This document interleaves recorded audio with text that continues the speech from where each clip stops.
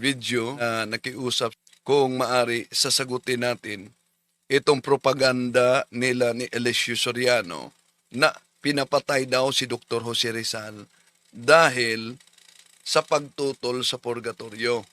Wala nga purgatorio, sabi ni Rizal eh. Kaya pinapatay si Rizal ng Kastila kasi lumalaban si Rizal sa Katoliko eh.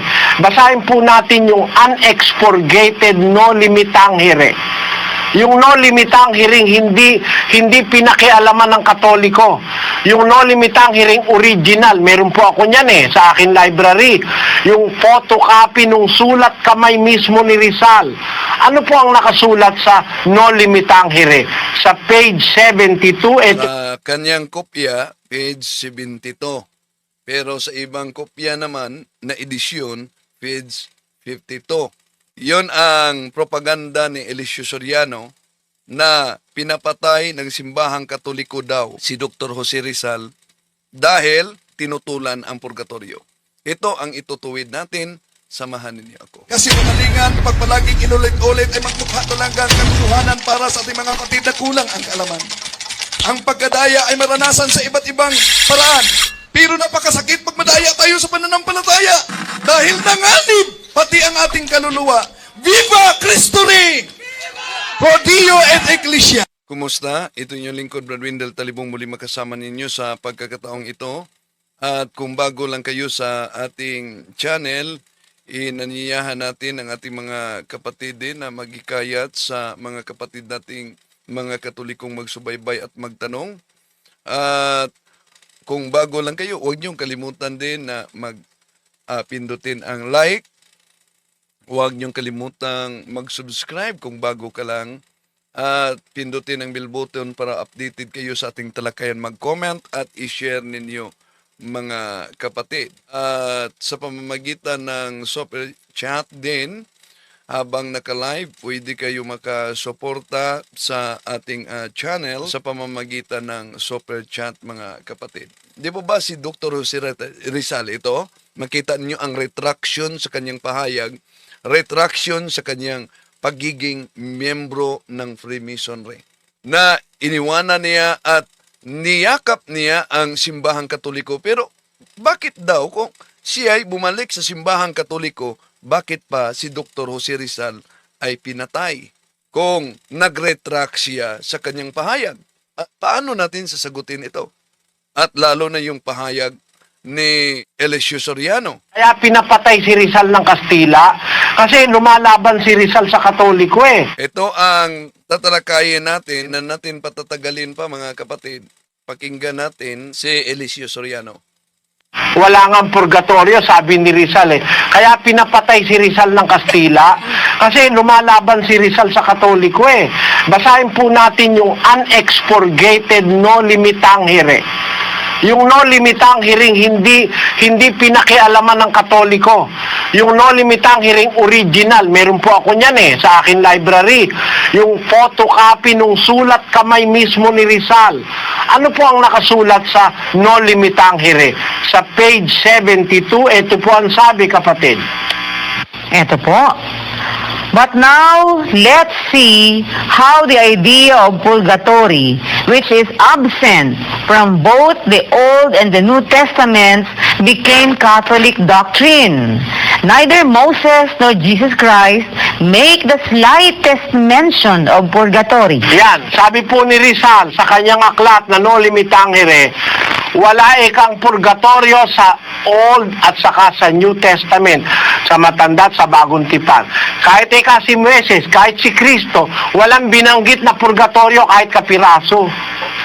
Kasi pag namatay na po ang tao, hindi naman pupunta sa purgatorio, hindi naman para bang may istasyon pa ng purgatorio para makarating ng langit o makapunta ng impyerno. Hindi po ganun.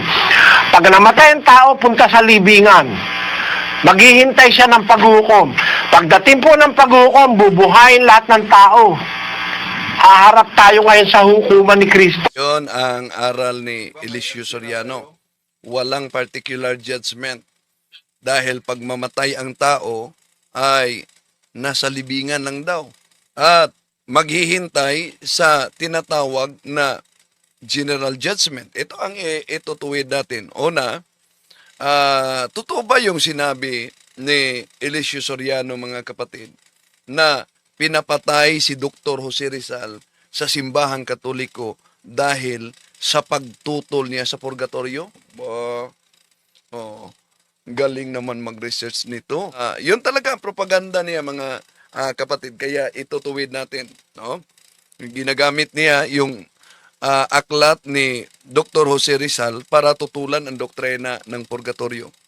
At ibig ba sabihin dahil sa paggamit nila ng mga aklat ni Dr. Jose Rizal, gumagamit din si Eliseo Soriano kahit sa aklat Katoliko, no? Kaya, yon ay salungat na nilabag na nila yung aral nila na Bible alone. Biblia lang, dahil sila gumagamit ng referensya. Pero, diferensya naman ang resulta. Sa ibang edisyon ng Noli Me Tangere na binasa, nasa pahina 52, kung yung salin ni Pedro Gat Amaitan ang babasahin natin, mga kapatid. Ito ang binasa nila ni Eliseo Soriano. Ito ang mabasa sa Noli Me Tangere, sa kay Eliseo Soriano, page 72, salin ni Pedro Gat Maitan sa page 52. Subalit, ipagpatuloy natin at alamin kung paano napalipat sa Katolismo ang purgatoryong iyan na hindi matutunghayan sa Biblia ni sa mga banal na ebanghelyo.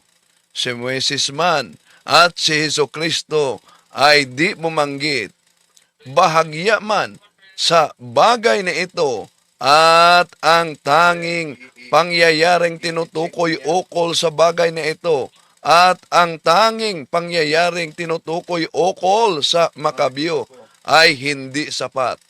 Bukod na ang aklat na iyan ay pinawalang halaga sa konselyo ng Laodicea at kung kailan na lamang muling pinahalagahan sa ating relihiyon. Noon ngang araw o ang mga Kristiyano ng mga unang siglo ay hindi naniniwala sa purgatorio. Sila masayang namamatay na taglay ang pananalig na makaharap ng Diyos. Ito ang ginagamit nila ni Eliseo Soriano para tutulan ang doktrina, yung sulat ni Dr. Jose Rizal. Pero, alam nyo ba, mga kapatid, na itong sulat ni Dr. Jose Rizal sa Noli Me Tangere, walang epekto na to tungkol sa pagtutol sa purgatorio. Bakit walang epekto? Di ba nila alam na merong inilabas na retraksyon si Dr. Jose Rizal. Ito ang dokumento na nakasulat tungkol sa retraksyon ni Dr. Ito may lagda pa. Pero tinututulan ito ng marami, lalo na sa Freemasonry, dahil niretract ni Dr. Jose Rizal ang membership ng Freemasonry. No? At sabi nila, kung bumalik si Rizal sa Katoliko, bakit pinatay pa siya? Kung nag-retract siya sa pahayag, bakit pinatay si Dr. Jose Rizal? O nga, no?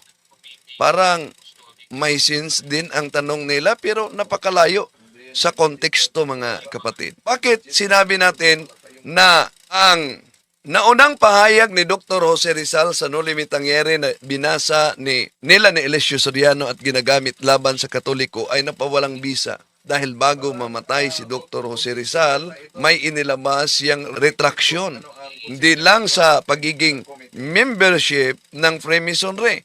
Ito ang mabasa natin. I declare myself a Catholic, and in this religion in which I was born and educated, I wish to live and die. I retract with all my heart, whether in my words, writings, publications, and conduct has been contrary to my character as son of the Catholic Church.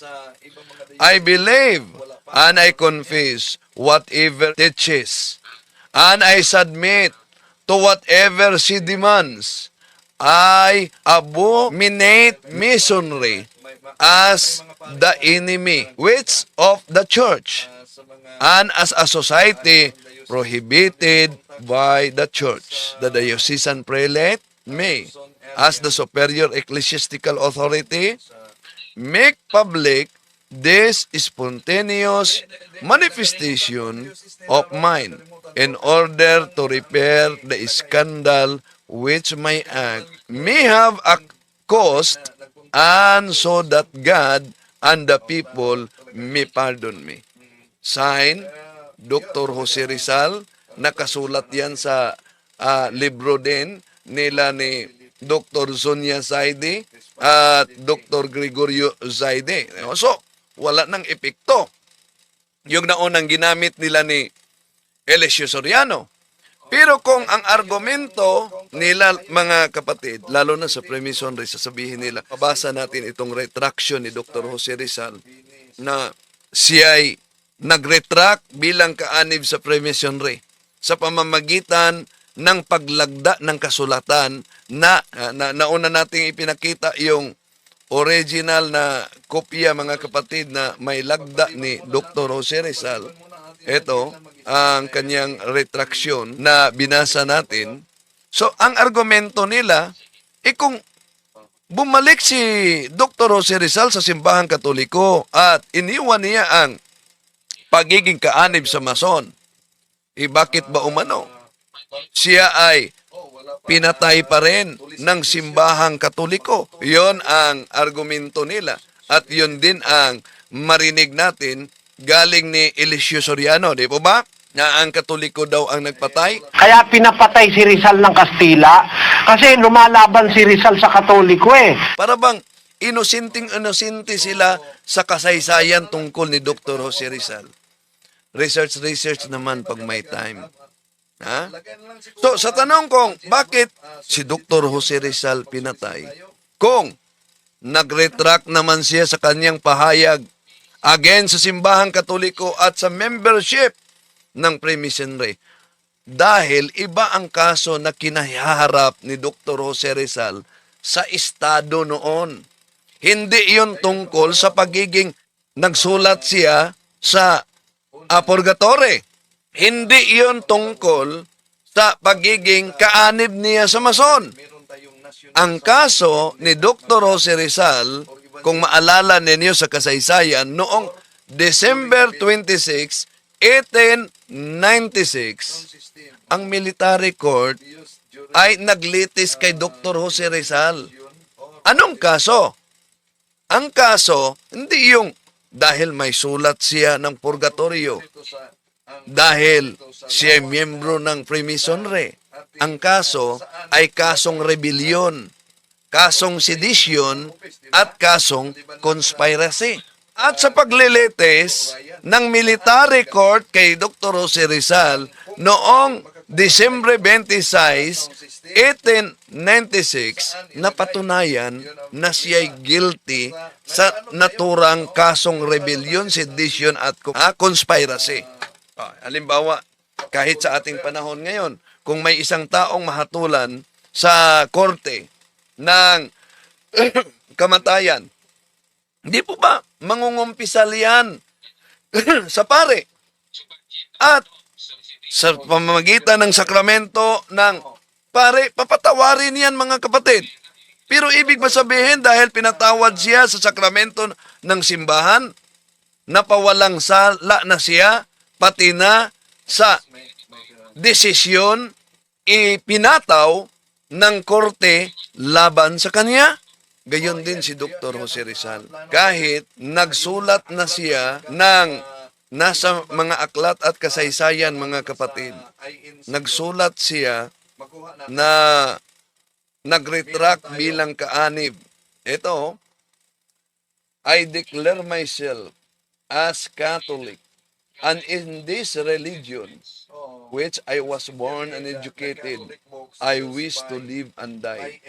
I retract with all my heart whatever in my words, writings, publication, and conduct has been contrary to my character as the son of the Catholic Church. I believe and I confess whatever she teaches, and I submit to whatever she demands. I abominate missionary as the enemy which is of the church, and as a society prohibited by the church. The diocesan prelate, me, as the superior ecclesiastical authority, make public this spontaneous manifestation of mine in order to repair the scandal which my acts may have caused, and so that God and people may pardon me. Yon ang mabasa natin mga kapatid sa kasaysayan. Ngayon, kung pag-aralan natin, iwan ko kung talagang nabasa ba buo ni Brother Eli at mga kasama yung ginagamit nilang aklat na Noli Me Tangere, at hindi lang yan, meron pa, El Filibusterismo. Bakit? Sa panahon kasi ni Dr. Jose Rizal, mga kapatid, alam natin, ipinaglaban niya ang mga injustices at corruption sa ating society, sa bayan, na ginawa sa konteksto sa panahon niya sa mga Spanish at sa ilang mga Pilipino din. Si Dr. Jose Rizal, mga kapatid, hindi nakipag-away sa simbahang Katoliko mismo.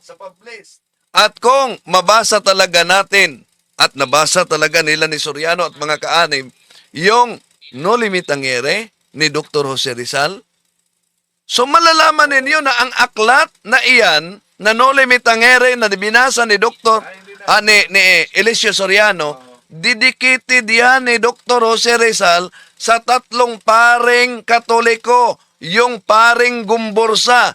Sila si Father Gomez, Father Burgos, at Father Zamora. Itong mga tatlong Katolikong paring ito ay ang ginigalang ni Dr. Jose Rizal at kinikilala niya mga bayani. So, si Dr. Jose Rizal, kung alam nyo ba, ginagamit nila ang kasulatan ni Dr. Jose Rizal laban sa simbahang Katoliko. But kung pag-aralan natin, kahit ang Noli Me Tangere, mga kapatid, El Filibusterismo at ibang pangkasaysayan, meron mang bahagi na tinutulan ni Dr. Jose Rizal ang purgatorio batay sa nakasulat na binasa ni, pero napawalang bisa sa retraction na. But Dr. Jose Rizal himself excused the Catholic Church on the injustices of that time. Dahil, sabi niya, kung alam pa lang ng simbahang Katoliko ang tunay na inhostisya, she will never accept them. Yung pahayag na yan, sinabi ni Dr. Jose Rizal sa kaniyang matalik na kaibigan na si Dr. Ferdinand Blumentritt noong Marso 5, 1887. Nakasulat yan sa Noli Me Tangere. Iwan ko kung di ba nila nabasa yan, mga kapatid. Ito ang mabasa natin sa naturang aklat. Sabi ni Dr. Jose Rizal, inalisan ko ng takip ang mukha ng pagbabanal-banalan na sa pamamagitan ng relihiyong ginawang kanlungan ay nagpahirap at nagpalagay sa aming parang mga hayop.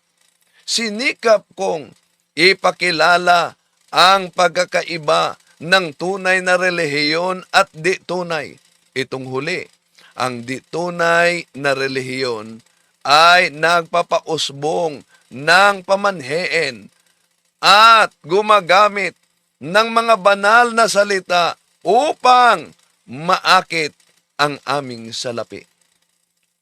Upang mapaniwala kami sa mga bagay na di maaring matanggap ng relihiyon Katoliko, kailanman aabot sa kaniyang kaalaman. Sa mga gumagamit ng aklat ni Dr. Jose Rizal, di ba nila yan nabasa?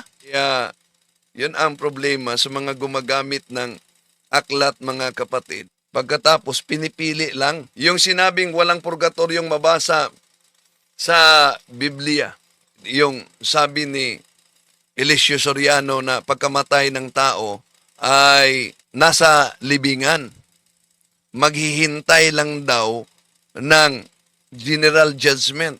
E paano ngayon ang sinabi sa Hebreo 9:27 na pagkatapos ng kamatayan, haharap sa hukom? Merong particular judgment. Bakit? May bahagi sa tao na hindi mamamatay. At nauna nating tinatalakay.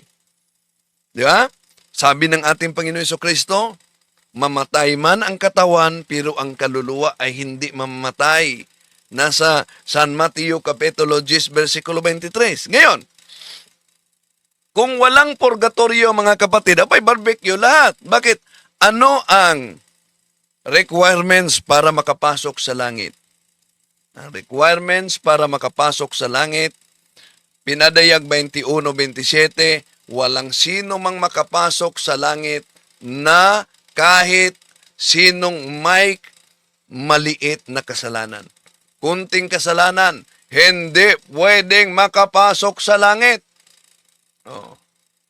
Ngayon, kung ang may maliit na kasalanan di makapasok sa langit, ikong langit lang at impyerno, halos lahat impyerno.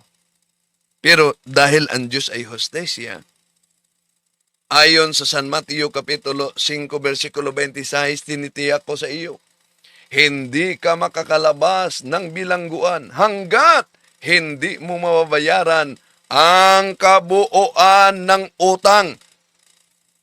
utang mo.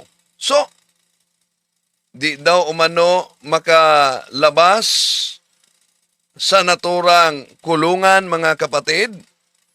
Ngayon, ang tanong, kaya nga kung tingnan natin mga kapatid ang mabasa diyan sa San Mateo Kapitulo 12, versikulo 32, ito po ang mabasa natin sa, pansinin ninyo ang konteksto sa naturang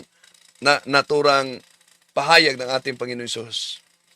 At ang sino mang magsalita ng isang salita laban sa anak ng tao ay ipapatawad sa kaniya, datapuat.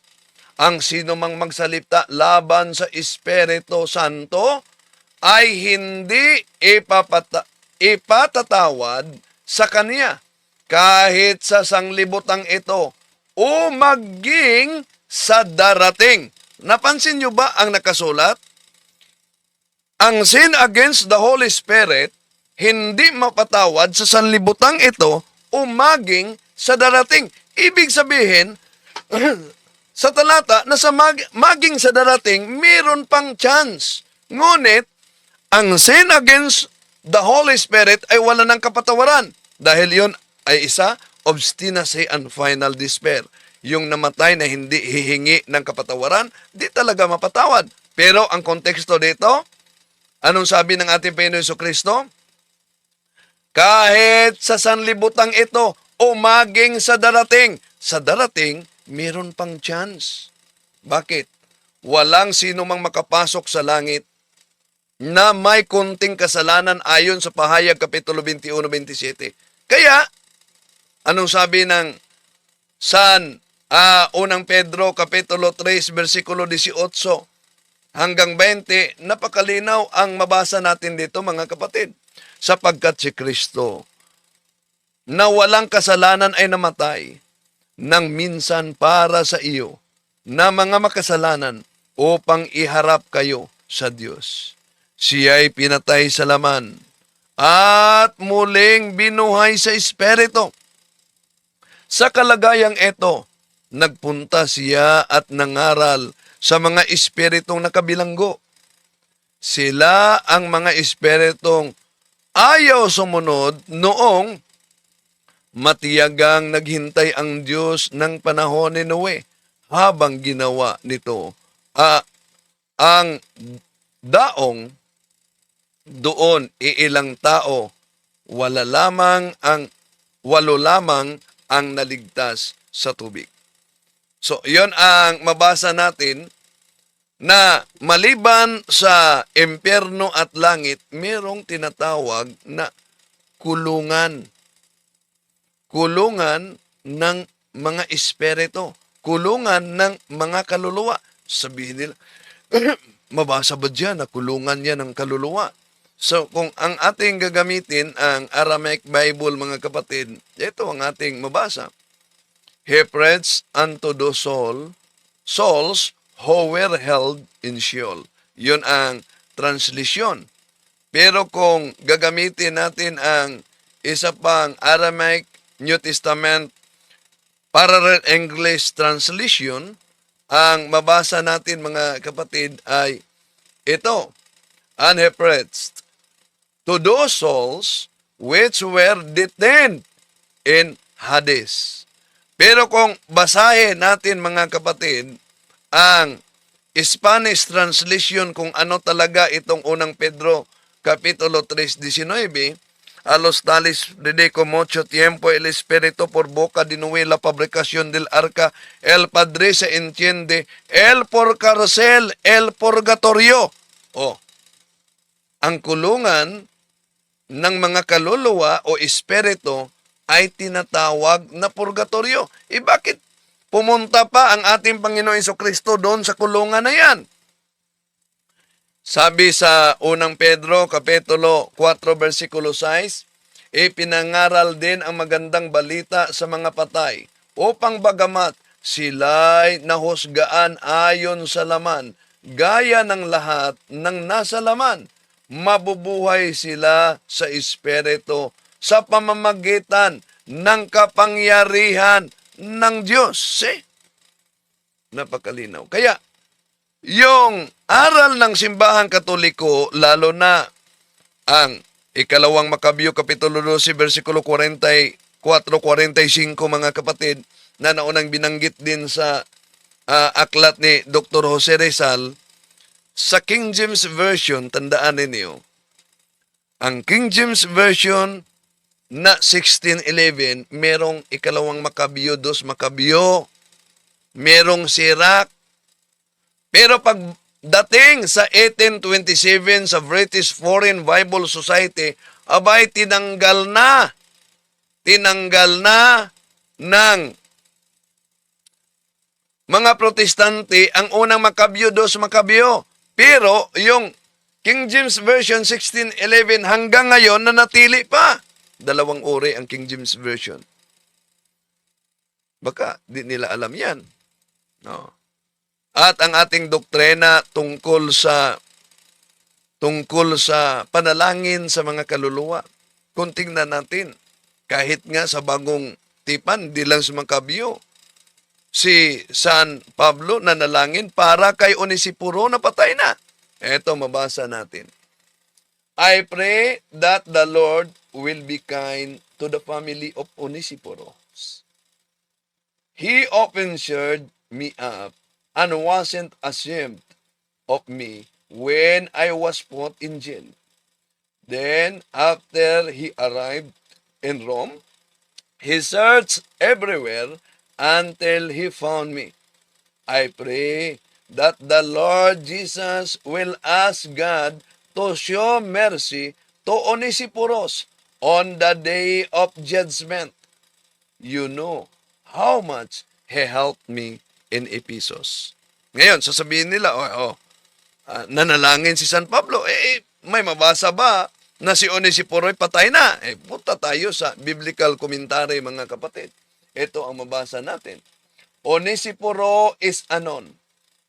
He must have been a member of the church at Ephesus, where his family still resided. The expression of St. Paul conveys the impression that the generous person was dead at the time he wrote. Ano daw? Patay na si Onesiporo sa panahong isinulat ni San Pablo ito. Ano ang sulat ni San Pablo? Malinaw. I pray that the Lord Jesus will ask God to show mercy to Onesiporos on the day of judgment. At ayon sa mga Bible scholar, patay na si Onesiporo nang isinulat ito. So, mula pa sa lumang tipan, ang paniniwala na di natin kalimutan, yung mga yumao, nakasulat na sa mga aklat kung saan tinanggal ng mga protestante, mga kapatid. Alam nyo ba yon? Nakasulat na. Tinanggal lang nila. Halimbawa, Ecclesiastes o Sirach 7:33, magmagandang loob sa mga buhay at huwag mong ipagkait ang tulong mo sa mga patay. See? Napaka-biblical pala, mga kapatid. No? At di lang yan, kung tingnan natin ang Tobit Kapitulo 12, versikulo 12, ito ang mabasa natin sa naturang salin, mga kapatid. Sandali. Ito, Tobit 12:12. Ngayon ko sasabihin sa inyo na noong nanalangin ka, Tobit, at ang madugang mong si Sara sa Panginoon, ako ang nagharap ng dalangin ninyo sa Diyos. Gayon din ang ginawa mo tuwing may inilibing ka. See? Ang anghel mismo ang nagdala sa panalangin ni Tobit, mga kapatid. Kaya,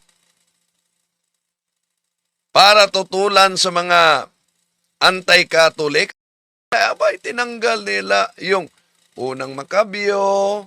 Bakit? Anong nakasulat sa unang Makabyo? Nagiging allergy sila nito. Dahil napakalinaw ang nakasulat kasi, mga kapatid. Kung hindi siya umaasa na ang mga patay ay muling mabubuhay, magiging kahangalan lamang ang ipanalangin pa ang mga namatay na, dahil buo ang kanyang paniniwala na ang lahat ng namatay ay mananatiling makadiyos, ay tatanggap ng dakilang gantimpala. Ginawa niya ang paghahandog na iyon upang ang nagkakasala ng mga namatay na ito ay patawarin. So, malinaw, mga kapatid, ang nakasulat. Kaya, bago tayo magtapos, tandaan natin, sa unang Pedro, Kapitulo 3, versikulo 18-19, merong kulungan ng kaluluwa. At ang kulungan ng kaluluwa, kung hindi yan impyerno, di talaga yan impyerno, pinuntahan ng ating Panginoon Jesucristo. Hindi rin yan langit. Anong tawag? May nabasa tayo na Spanish, mga kapatid, na ang nakasulat, a los tales predico mucho tiempo el Espíritu por boca de Noé, la fabricación del arca, el Padre se entiende, el por cárcel, el purgatorio. Maraming salamat po.